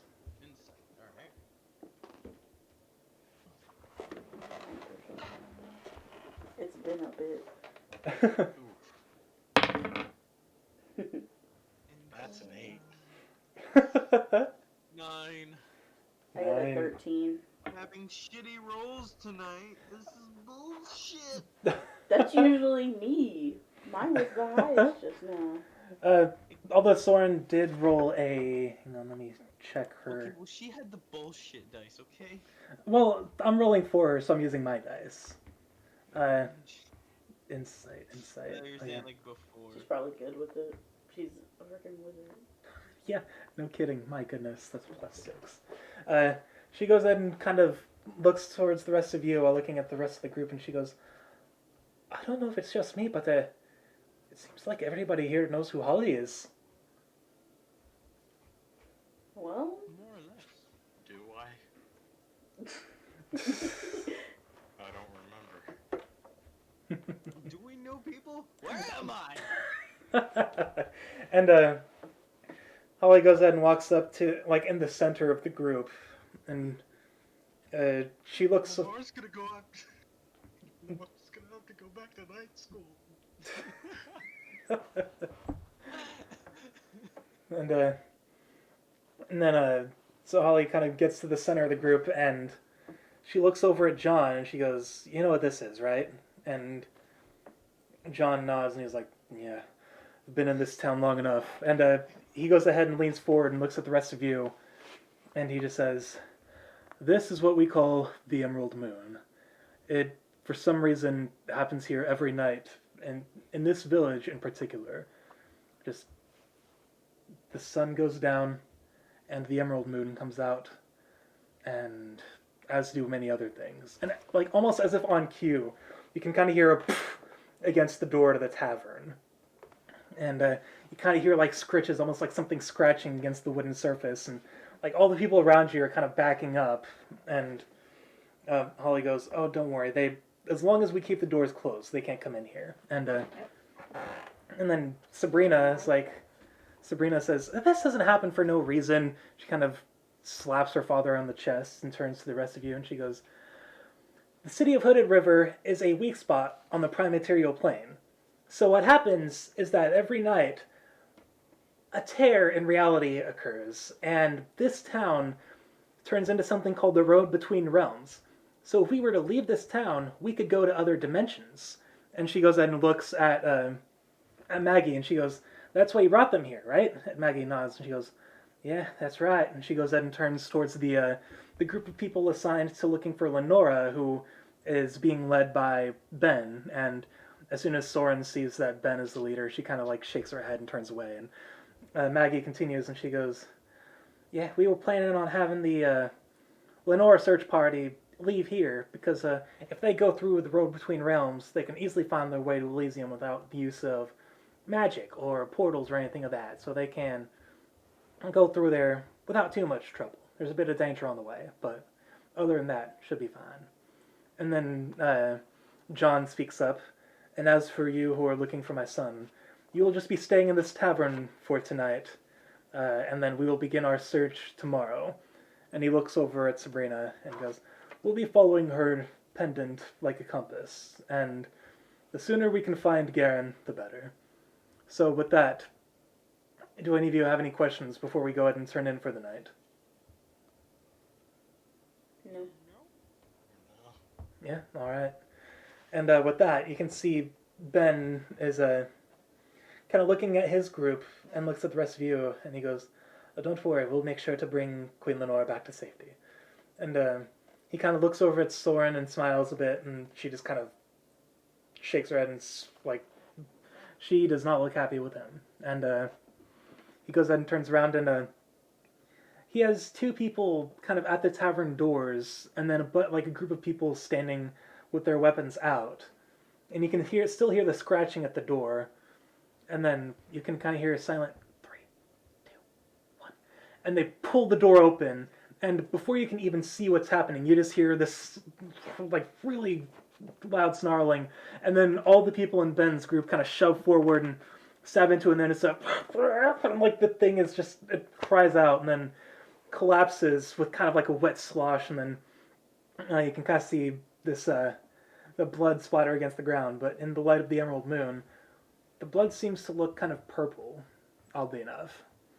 And Ben looks back at the rest of you and goes, "Close the door as soon as we're out." And he goes ahead and books it with the rest of his group. And as they do, members of your guys' group go ahead and close the door.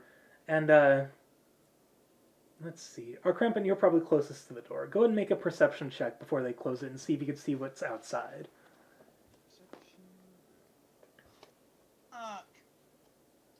He sees nothing. He's blind. Math. Wait, 6. Oh, damn! It's not even right. I hope it's over. 10. Oh, okay, yeah. You can only see the people kind of charging out, but you didn't necessarily look fast enough to see what was actually out there before the doors are finally closed. And Damn. with that, Disappointed. although you do see Bob, he's just kind of staring up at the moon. His face is just kind of expressionless, and he's just like his eyes are like reflecting the green light, and he's just kind of staring. I shake my staff and go, hey, hey, shithead, shithead, what are you thinking about? He doesn't even react. He's staring intensely, almost as though like there's nothing in the world other than this green moon up there. Oh, it's a demon moon. And then I whack him against the ground. All right, as you do, like his face looks a little busted up, but he's all he does is shake his head and continues staring up at the moon, and he just doesn't say anything. Well, that's not gonna work. What do we do now? And with that, Fix him. uh, everyone's just kind of ignoring you at this point because they don't care about what Bob does. And then Holly says, "Well, all we can really do is just wait for the Emerald Moon to pass. There aren't really any places to sleep in this tavern necessarily, so we're just gonna kind of have to sleep on the ground. Uh, I definitely do apologize for that, and I apologize for not being here sooner. I just wanted to make sure these three would get to safety." And she gestures towards Ilaris, Chisadri, and Shul. And she goes, "We'll reconvene in the morning, but in the meantime, get some rest and stay safe, all right?" And she goes ahead and walks away. And as she does, uh, Shul walks up to you, Cassie, and he just goes, "I'm glad to see you're still alive." I'm happy to see that you're still alive too. And then I kind of just like put my fist out, waiting for the Yeah, and fist bump. he gives it to you. Oh yeah, Heck yeah. and he goes, "It's been crazy out there. I don't know why, but soldiers from Liadon are all over." And he kind of leans in and he's like, "I think one of those cloaked men were with them." I like lean in. I'm like, have you told anyone this? And he just shakes his head and he's like, "I've just been with Chisadri and Shul this whole time, and they saw him too, but we haven't really had the time to tell anyone." Keep it to yourself for now. And he nods and he's like, "All right, okay." And then he kind of backs away, and as he does, Illuris kind of walks up and like rests his elbow on your shoulder, and he's like, "So, how'd that journal come to you? Come in handy?" I haven't gotten the chance to put it to use yet. "All right, I got you. And he reaches into his pocket and pulls out like some half-eaten licorice and just kind of pulls away at it, and he goes, "Glad you're still safe. Holly kind of told us everything, and well, kind of surprised you're still alive. There's a lot of death on the road, that's for sure." And then Chisadria just says, "We passed a burning forest on the way here." And Shul's like, "Yeah, it was scary." And then Chisadri looks at the rest of the group and she goes, "So, who are your friends?" I kind of like look over at everybody, and I'm like, well, this is Soren. And someone's like, "Oh yes, pleasure to meet you." And and Shul is just kind of admiring the raven on her head.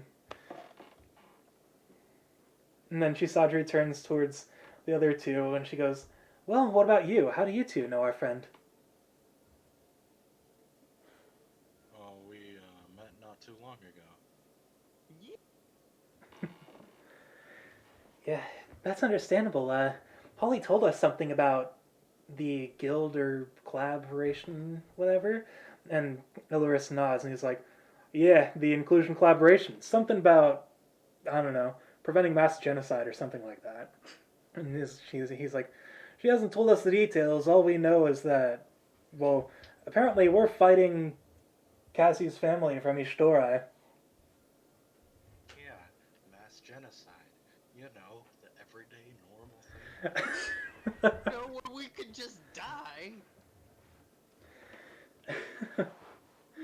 And like they're just kind of hearing this conversation. You can see Shoal is kind of looking a little afraid again, and he's like, I don't want anyone to die. I just go. That's what we're trying to prevent. And he just kind of stares at our crimp, and he looks at the imp on your staff, and he's like, that's not a good thing. And he points at Bob, and he's like, that is not a good thing. And It's he's a great thing. He's harmless. and like his eyes kind of widen at your voice, and he's like, I don't think so.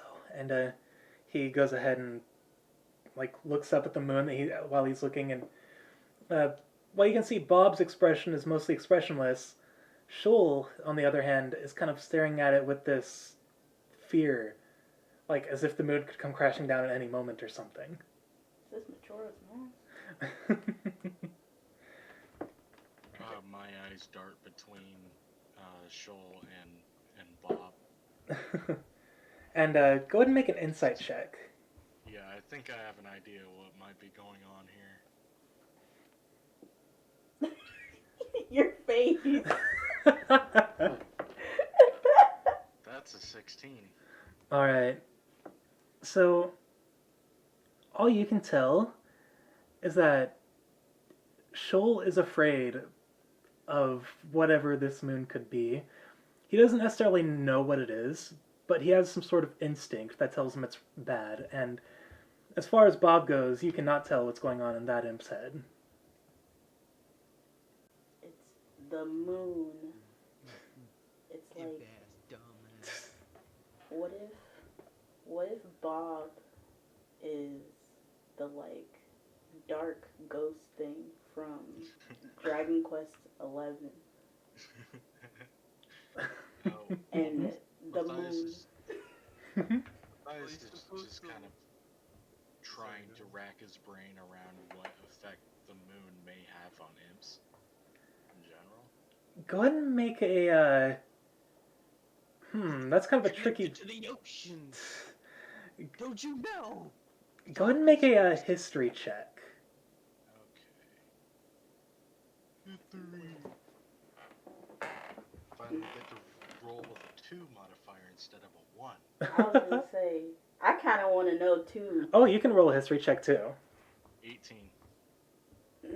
Alright. So I'm going to go ahead and send it to you because this is somewhat secret. No, well, never mind. No, I'm good. I'm good. I was gonna be like, I'll cast Bless on you if you decide to share the information with the group. Because someone likes to keep fucking secrets.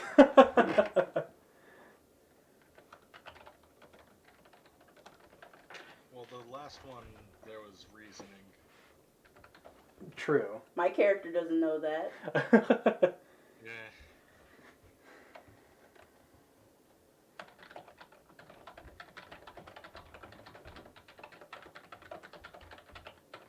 I'm just reviewing some of my features and traits right now. Like Oh, what I yeah. have. Good idea.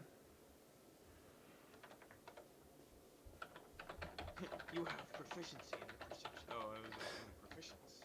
Like you are proficient at being proficient. Good job at your proficiency. The floor here is made out of floor. Oh yes.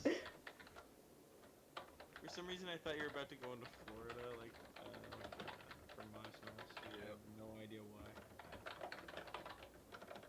Well, that's because it was always worth it. You said history? That's the part Yeah. I seem to hide. In the I busy kind of want to know. You can roll a history check. I know, but I don't have a modifier for that. And I'm kind of like, Same. So I'm just like, I don't care. If they want to tell me, they'll tell me. I'm a crazy guy. See, even if I didn't have a modifier, I'm curious about this shit, so I still want to know. Yeah. I would have rolled anyway. I'm also curious. But that's me being curious. I don't think my character would be curious about it. Mhm. No, Matthias is all about logic. Oh, yeah, that makes sense. Crampon uses the random to his advantage. My, It's like how I was in high school, just completely emotionless. Like, That makes sense. barely feels. my character's not like that. I'm pretty sure my character just cares about, I don't know, staying alive. For the I most myself part. am no longer like that. I got all my emotions back. Now it's just a matter of expressing them properly. I have a really hard time doing that. Oh. It's alright, man. Well, last time I checked, my character's probably the youngest out of all of ours, so. Yes, and I am the oldest. Yeah. My character is 27. Like, my Alright, character there we go. technically just came of age. I'm old as fuck.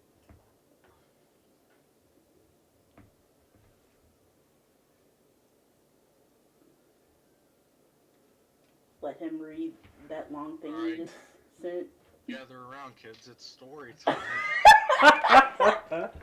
So yeah, basically, Matthias, having been well, I wouldn't say well traveled necessarily, but having lived on his own for so long, he's picked up on a lot of things, and living so close to Olymp, home of one of Unistilad's biggest libraries, he's been able to gather quite a bit of information, and he more or less knows some things which he can delve into at his leisure. So, there is a theory that the Emerald Moon is related to a group of deities called the Fallen Gods. They denied the existence of Inclusia and tried to destroy it before humanity could alight upon it. But the six main gods, Giselle, Aurora, Akita, Poseidon, Zeus, and Hades, wiped them out and sealed them within the moon. The green in the moon is supposedly their blood. This is all the knowledge that humanity and Inclusia has gathered about this. Alrighty. Spooky. And you can just kind of hear everyone in silence, and you can see Holly kind of nodding with a smirk of approval. And she's like, "Not bad." It's like, this man knows this shit. Yeah. And she kind of nods and she goes, "Yeah, that is about the extent of knowledge that people have on this strange anomaly, and no one knows why. That it's only viewable from this particular town, but." My theory is that maybe there are more places in the world where you can see this strange anomaly known as the Emerald Moon. But then you kind of hear Glenn's voice go, "Does any of this matter to our situation right now?" And all eyes kind of turn towards him, and he goes, "We're supposed to be looking for the king." And Holly nods, and she goes, "All right, I understand." And she looks at you guys, and she goes, "Make sure you rest well. We've got a big day tomorrow, all right?" Oh, I will, seeing as I have 1 HP. I was literally about to say, like, look at And Matthias, Matthias be like, sleeps in make sure you caves, sleep. He's fine with the floor. So does our Crampton. Like we're cave mongrels. Cavemen. Can't And say the same. I have freaking royalty. But anyway, so as you guys are beginning to go ahead and make your way to just kind of fall asleep on the ground here in the tavern, as the tavern falls silent, you can hear a distant Oh no. and you can hear the distant sound of thousands of footsteps marching in order, almost to the sound, almost like the beat of a drum. Let's see, Cassie, you are the closest to a Hells window. No. Go ahead and make a perception check for me. Oh, hells no. Oh please roll one and end up doing. Oh, you think that's country music? Well, it's not a 1. All right, so But- actually, I'm It's- trying to imagine what country music in Inclusia is like. oh my gosh, you're right. You Got my carriage in my air. you know for a fact that Luther Knight would have been a country artist. I like. Oh my god, he would. All right, so I rolled a 6. actually, while you're looking out there, you kind of rub your eyes and you can hear a voice in the back of your head say, "Look again. Roll once more." Okay. I'm not gonna use that dice. I got a nat 20. So, I Looking- mean, +2, but looking out, as you hear this, in the horizon, you can see stretched across at least a mile within your peripheral vision rows and rows and rows of soldiers in the red shawls of Ishtorai, and they are marching right towards Hooded River. And that is where we're going to be ending tonight's session. Are you serious? We got army coming at us, and that's where we're freaking cutting off? Yep. Lovely. We about to kick Just some die, man. fucking ass. I feel like that's very fitting. Because you were I'm like, so glad you hear we're a back to voice. this. Yes. And then I freaking roll a nat 20. Yep, exactly. I feel like that was very fitting narratively. It was fate, destiny. Exactly. I was meant to Of see. course. Fate, destiny. And I'm so glad to be back at this because, like, this story is just gonna keep getting crazier and crazier, man. Alright, but still, everyone, but those on watching my video, make sure you stay away from my fellow weirdos. Oh yeah. And freaking Brennan, you just got like a history lesson in the lore of Black Crystal, basically. Awesome. Oh yeah, wasn't some of that stuff like some of the background that our Crampin knew? Not necessarily this part. Your knowledge only goes towards human history. This was before human history. Gotcha. Alright, I'm gonna fucking just take that long rest and reset my max HP. Well, actually, you guys are not taking a long rest. Whack. Yeah, you guys are about to go into battle, so So I still have 1 HP. yeah, you still have 1 HP. That's fucking Immediately horrible. give you a potion. My first thing I'm gonna do is give you a potion. Oh yeah, don't. Hopefully we remember. Yeah, no, don't worry. We'll be on our recap. I'm sure you'll remember. All right.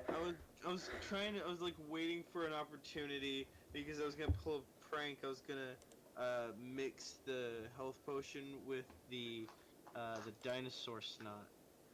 Oh my gosh. I'm also gonna remember when I load up the D&D Beyond page and my HP is 1 out of 15. Oh boy, yeah, squishy rogues. My goodness. All right. Well, I can't say squishy since that was instant KO. But Yeah. I can't believe. I mean, I was waiting for you guys for so long when I was in the room. I had to go to your Twitch and be like, Budwin. that was so funny. I'm just like, is like nobody noticing that I'm just here in Joe's jail, and then into the streaming crew, just like where is everybody? Yeah, no, we're on the D&D Well, one. we were all busy in this party, like, where the fuck is Joe? Yeah. All right. God, man. So next time we'll see where this craziness is going. I hope you all don't die because. Hope I don't fucking die. I hope Yeah. I don't die. Oh yeah. All right. So I will see you guys in the next one then. Bye. Hydrate.